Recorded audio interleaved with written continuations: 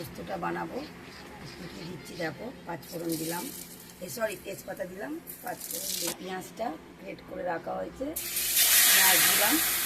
পেঁয়াজটা একটু ব্রাউন হবে, সব করেছে ব্রাউন হয়ে গেল।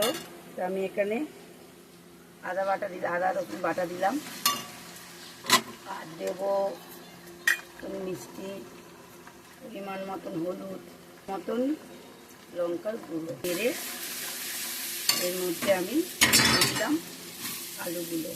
এবারে আলুটা নাড়াচাড়া করছি, দিই আর পরিমাণ মতন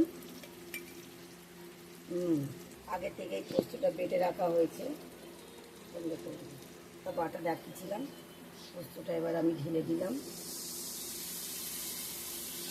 ঢেলে রেখে দেবো।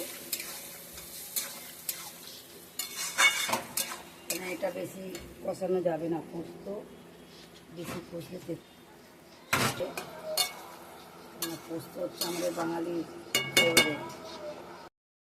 আমাদের রেডি, আমরা এবার খাবো। তো দেখো, এই ডাল আছে, আলু পোস্ত যেটা দেখালাম রান্নাটা আছে, আলু পটল ভাজা, আমার একটা দিদি মাছের তেল দিয়ে চচ্চড়ি দিয়ে গেল, সাথে ভাত, আর আছে পাঁপড় ভাজা। তো তোমাদের যদি আমার ভিডিও ভালো লাগে তো লাইক আর একটু শেয়ার করে দিও। Thank you.